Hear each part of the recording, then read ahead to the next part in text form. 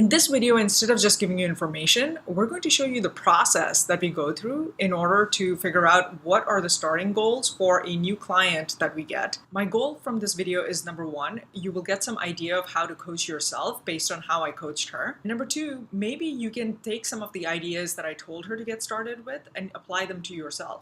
The woman who I'm talking to in this video, she took an initial assessment where she basically gave her stats and a little bit of what she has tried before and what she's hoping to achieve.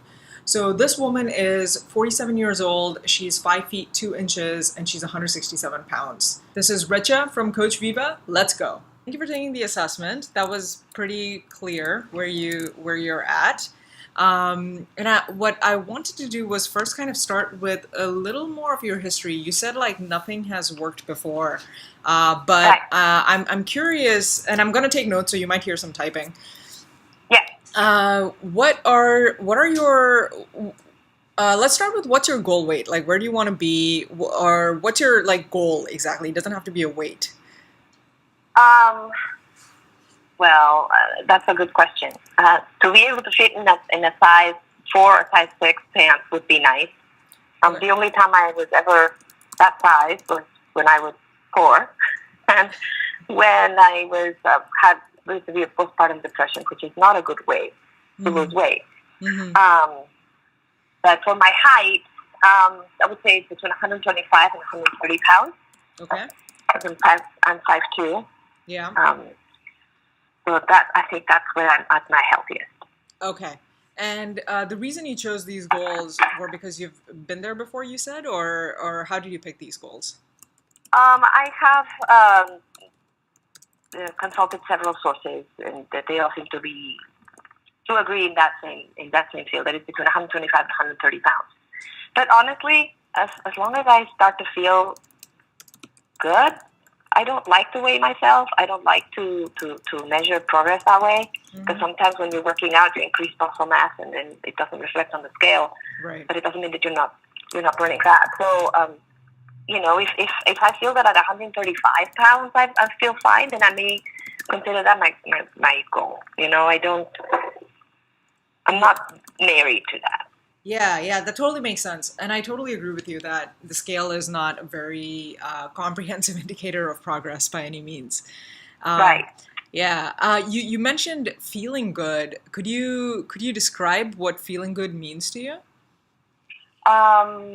It means being able to chase after my dog and not have to stop after several feet because you're panting. Yeah.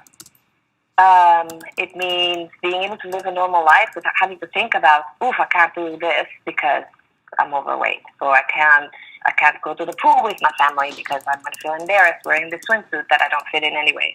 Yeah. You just miss out on so much sometimes. Even the joy of just posing for a picture. I can tell you, not just me, but many of my friends, we're all fighting for the last row, so that always shows our faces, and I think that's kind of sad. Yeah. I want to be able to just not look back on those pictures and have my weight be the only thing that I see, because pictures are taken in joyful moments, and that would, feeling good would mean not having to think about it anymore.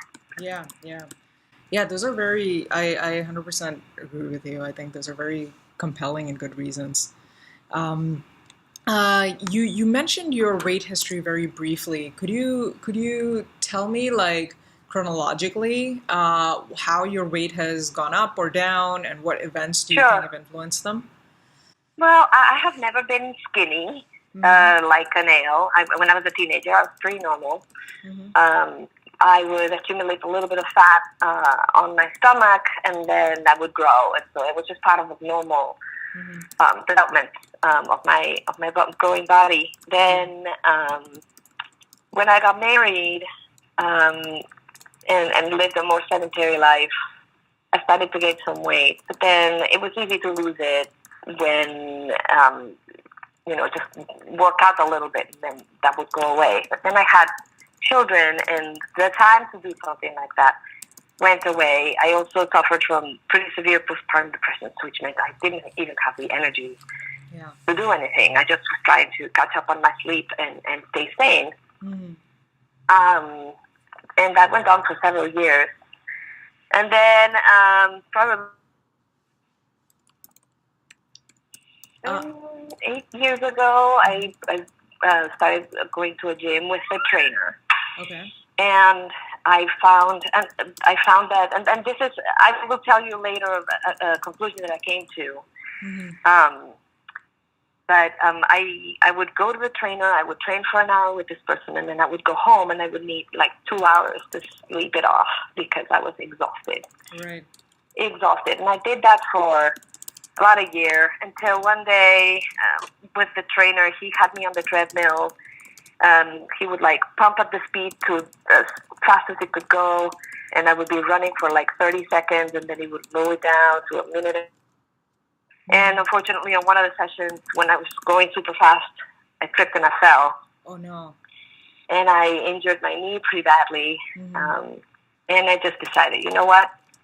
I'm working out to be healthy, and it's not working. My whole morning is gone, and now I'm hurt, and so I just stopped going.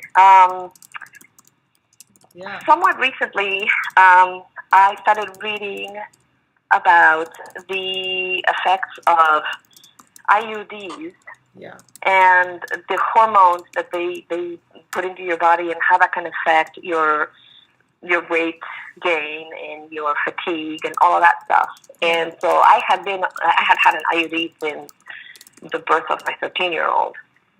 And I decided to have it taken out because maybe that was part of the reason why I was exhausted after working out for an hour at the gym.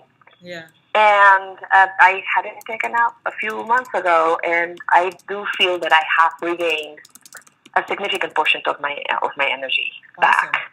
Awesome. But anyway, but I still carry the extra weight, and it's still, I'm still a little tired. And I've been walking my dog every day, and we try to get to 13,000 steps, and sometimes we get there, sometimes we stop at 10,000. Yeah. So, one of the things that I tell my friends often is that, and we talk about this because we're all struggling with the same thing, is that for the most part, I'm healthy. My cholesterol levels have never been high. They've always been great. My blood pressure has always been low. I do have muscles underneath this layer of fat. Right. And it's the fact that I have this extra layer of fat that has such an effect, and it's not necessarily, I'm not on a wheelchair, I'm not on a respirator, I'm not, I'm okay, but I'm not okay because carrying extra weight, it's just not, it's not, it doesn't make me happy. Yeah. I understand. Yeah, totally. Thank you for sharing that. That really helps me understand what you've been through and what you've tried already. You mentioned trying the trainer. I wonder if you have anything besides that. Have you tried for exercise or also for your food choices? Like, have you tried to change any of those in other ways? We actually, I feel that as a family, we eat pretty healthily. I am from Barcelona. We eat a Mediterranean diet. We use olive oil a lot. We eat salad. I always make sure that there's 3/4 of the plate is fruits and vegetables and 1/4 is protein. I make sure that the kids have protein. We try to use carbs sparingly, but every now and then we do have a plate that is a rice dish, and that's okay, but it's not an everyday staple. So I don't see what else I could do. I don't believe in starving myself. Yep, of course. I don't think it doesn't work. Neither do I. Yeah. No one should be feeling hungry and starving. 100%. Right. Yeah. Because then it's unsustainable, and then you start eating and you gain the weight back. So what's the point of that? Yeah. And I do enjoy food, and I think that part of the reason why we want to do this is because we want to be happy, and enjoying food in a healthy way is part of the joys of life, and I don't want to have to give that up. I really don't. Right. Yeah, that makes a lot of sense. And besides the trainer for exercise, have you tried anything else? Like, are you doing anything? We have. Right now, all I'm doing is walking the dog, and I have some free weights. I've been looking on, because I'm also 47, and so I'm basically premenopausal, and I know that certain things now, like running, are not necessarily good for me anymore. I see. They're going to start taxing my joints, and they're going to start adding more free radicals than helping me get stronger.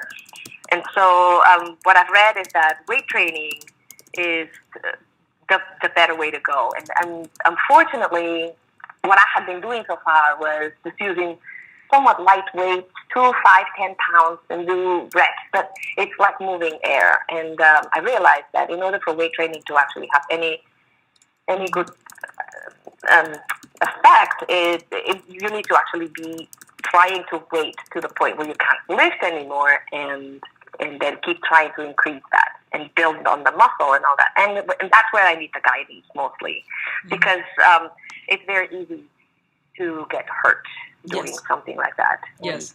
As someone who, when started exercising, I would constantly injure myself. I totally relate. Yeah. Yeah. Cool. All right. Thank you for sharing all of that. Excellent. So a couple of things. Number one, I think you're absolutely right in that weight training is going to be very helpful for you, especially because it builds muscles, it strengthens your joints, and especially at the age you are, it's like even more important to maintain all of that. Right. And in terms of the workouts that you want to do, what I can do is give you a template that we wrote. In fact, we wrote a whole book, but I can take out it's a free book. I can send you a link. Oh, that'd be great. Oh, wow. Thank you. Yeah, absolutely. But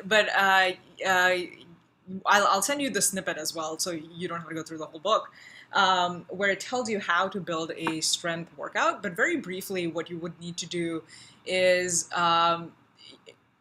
look at different muscle groups. So, for example, have like there's legs, there's chest, there's back, there's the shoulders, right? And then to get started, generally you can like Google, or I also have a list in the book of like the different exercises you can do, and these could be body weight exercises, or these could be exercises with external weight. It's up to you. And what you want to do is like do a push-pull movement for each one of those things. So, for example, you want to do one where, push-ups are the one where you're pushing against something, and then rows where you're pulling yourself up is like the opposite of that, right? So that's what I mean by a push-pull movement. And so that's how you want to select your exercises. And then as a beginner, there are different ranges, but as a beginner, I usually say to go for more towards the 8 to 12 rep range, where the last 2 reps in the set should feel like you kind of barely got them out with proper form, right? It shouldn't feel like, don't do it to failure, because especially as a beginner, there's your muscle being built, but then there's also your neurological conditioning and your tendons and everything that need to build, and that takes longer generally. So you want to do higher reps when you're starting, so you give your neurological system to also develop enough that it can support more weights. So in the I've never heard that before. Yeah, this is the reason why when I started strength training, like, I don't know, 8 years ago or something, I used to injure myself easily because I would just up the weight once I could lift the weight. But guess what? I was neurologically ready, right? So yeah. Wow. Yeah. So you need to train your nervous system has to grow with it. Yes, exactly. Yeah. That makes sense, but I never heard that before. Wow. Yeah.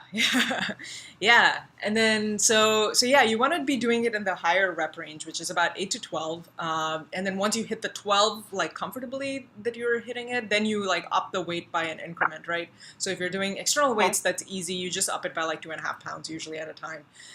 But then if you're doing body weight, there are different variations. You can usually look them up, but again, I'll send you some pointers on like what are the body weight variations. Like, for example, if you're doing push-ups, there's like 10, 12 different variations that you can go through to make it harder. So that's a very simple first start of like how to build a strength training program. There are more details and nuances that will be in the thing that I will send you, but I wanted to kind of touch base on like, does that make sense as a starting point? Okay. Yes, thank you. Yeah. Cool. Yeah. So that's, I'll send you all of this and we can continue chatting over email as well if you have any questions after that for the strength training piece. Cool. Any further questions on that before I move on to the next thing I wanted to talk to you about? No. Cool. No, that's pretty clear. Awesome. So, so that was the strength training piece. The other piece is no matter how much you strength train or exercise, losing fat still requires you to be eating a little less than what is needed for your maintenance. Because you cannot out exercise your diet. Like even if you spent like 30 minutes on the elliptical or something, you eat like 2 tablespoons of almond butter and you're done, right? It's the same thing. And this does not mean, unfortunately, all these fad programs out there, which are like 20 pounds in 20 days or whatever, have like led people to believe that you need to starve yourself, which is not true. So the place to start is not in a deep deficit, not like a 30% deficit that almost all apps put you in. Don't do that, because that, as you said, will cause so much physical and mental and emotional discomfort to you, because it's not just the physical piece. It's also just like your body is kind of freaking out, and it's like actually pumping your hunger hormones because it thinks you're about to starve. Like our bodies don't understand absolutes. It only understands that this is normal, 167 pounds is normal, and any change is a bad change, right? Like that's what it thinks. So, so one thing that I was wondering is, I don't know if you have ever looked at doing calories and looking at that, but not and putting it more like, for example, I calculated your maintenance calories. It's probably around 1,600 calories. So I would say start at around like 1,400 calories. So just a very small 200 calorie deficit. And that would get you losing about 1 to 2 pounds a week. And yeah, 1 to 2 pounds a week of weight. And we have this is what we use for all of our clients, and that's usually comfortable enough where they're kind of shocked that it's not deeper, and then they're losing weight, and then they tell us that you can drop it, but don't drop the calorie target if you're making progress, because you want to be comfortable, right? You only want to make changes when you need to, not when you feel like you want to have a bigger challenge, right? Just for the sake of having a bigger challenge. So I'm curious, what are your thoughts on that? What are my what? What are your thoughts on like kind of just looking at your calories for even just like a week? You don't have to do it for your life.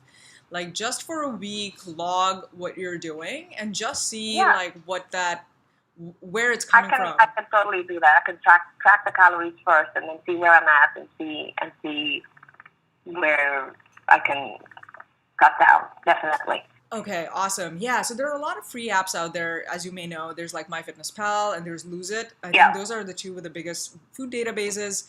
And one thing to note is, like, I love the fact that you're eating such a healthy diet. Like the splits that you talked about, like keep going with that. Like that's amazing. Thank you. We enjoy it too, which is a big deal. I mean, it's funny. We tend to think of children not liking vegetables, and there's such a stigma around that. And yet, I fed my kids today with a salad that was a shaved carrot and a shaved apple with some salad dressing and some turkey in it for protein, and that's it. And that fills them. Yeah. So, you're having highly satisfying, nutritious food. Yeah. So that's really awesome. The one thing that we've noticed is we do have some clients who come in who do eat very healthily, like you're eating.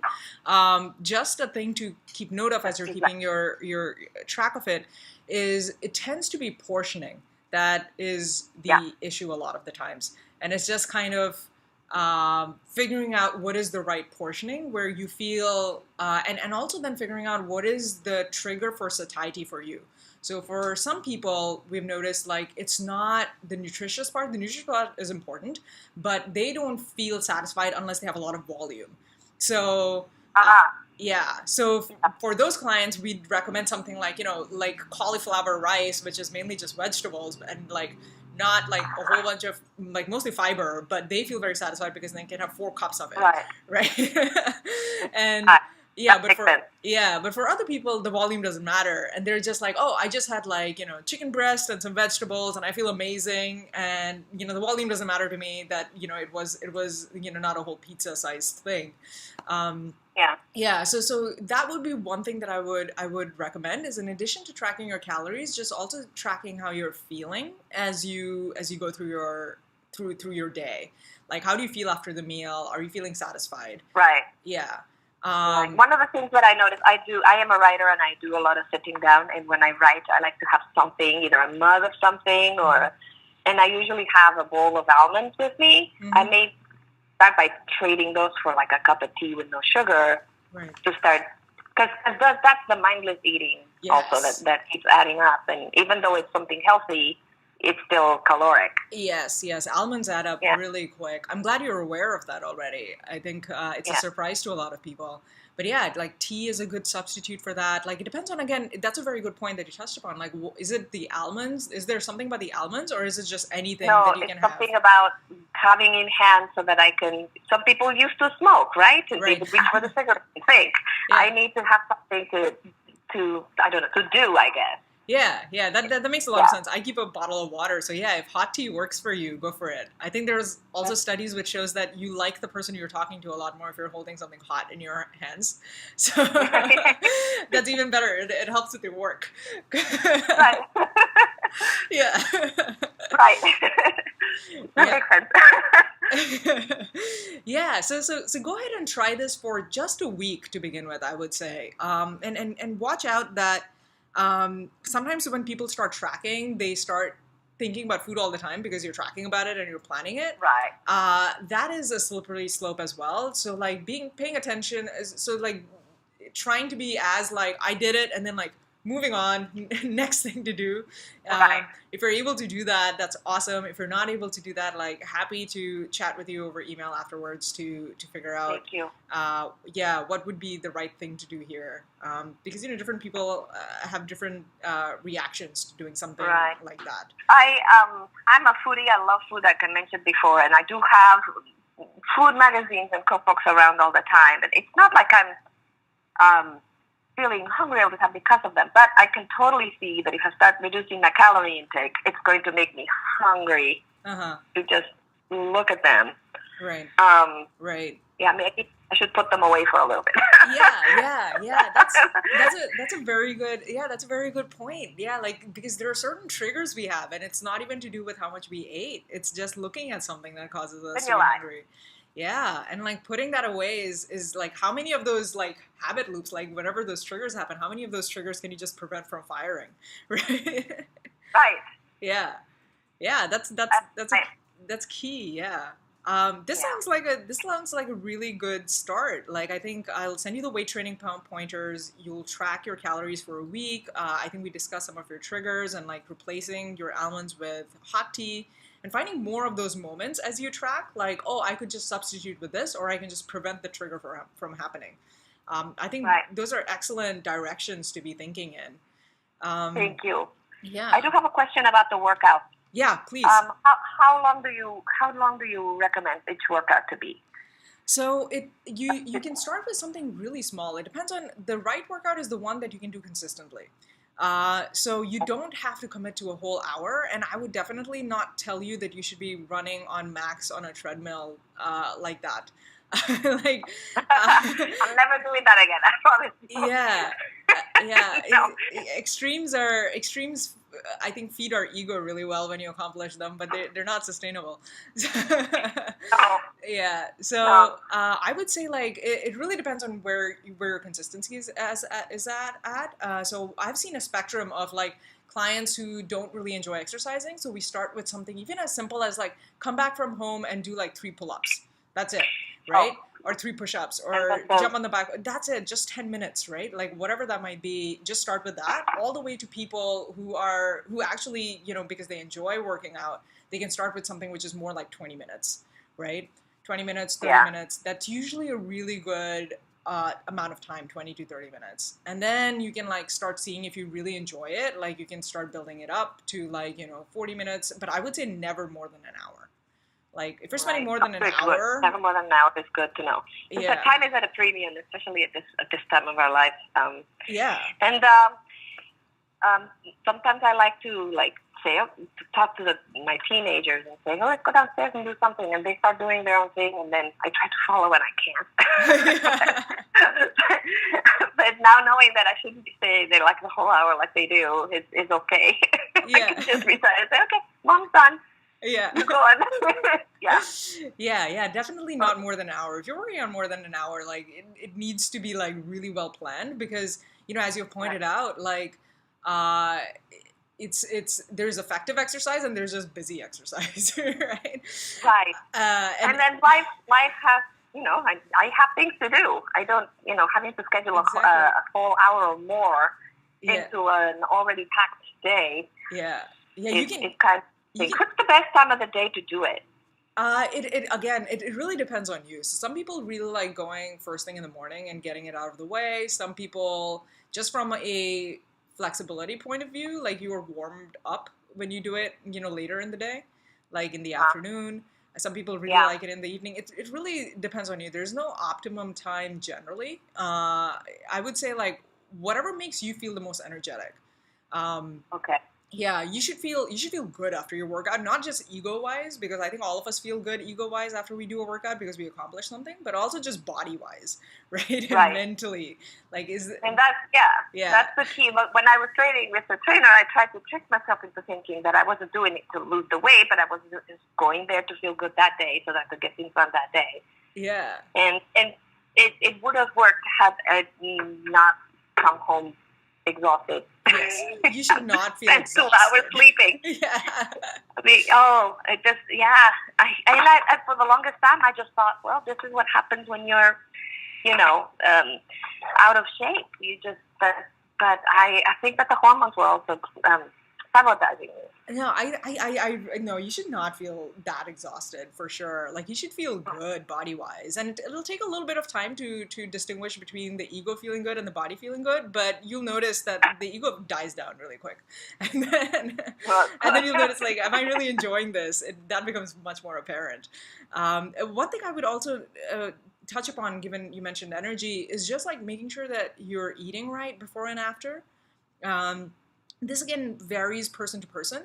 So a lot of my clients, since they do it before work, they do it in the morning, just like 30 minutes before, if you have time, like just grab like some fruits, some yogurt, some milk, like a little bit of protein and carbs is basically what you're trying to get. And especially carbs like help you with the energy portion during the exercise. So to sustain it. And then right afterwards, within the next hour, you probably want another snack or a meal to make sure that your body is fueled properly. Yeah, and that's to experiment with. Some people feel nauseous if they eat anything at all beforehand, and some people like need that. I'm one of the people who needs a little bit of a fuel before and after. So something to keep in mind to make sure, monitor your energy levels, basically. Okay. Yeah. So I don't think I can do it in the morning because we wake up at 5:45 as it is. Yeah. There's no time. Yeah, and it's run from there. Yeah. But okay, maybe the afternoon is the best time to do it. Yeah, afternoon is a good time. You're already warmed up, and yeah, if you're feeling good, you should feel good after you do that. Like I think that's the thing. Right. Even if you feel tired, it's a good tired. Yeah. I'm not exhausted and yeah. That's a whole morning gone. Yeah. A whole morning gone. Yeah, exactly. The time that you drive there, you do the workout for an hour, and then you shower and you drive back. That's 2 hours. And then 2 more hours sleeping it off. Yeah. Yeah. I can't like that. Yeah, absolutely. Cool. Did you have any, I think those were all of my questions. Did you have any questions for me? Oh, I think you've answered them all. Thank you so much. Yeah, no worries at all. I'll send you the pointers that I promised. For the workouts, would you prefer me to give you more body weight workouts that you can do at home, or would you want the external weight workouts as well?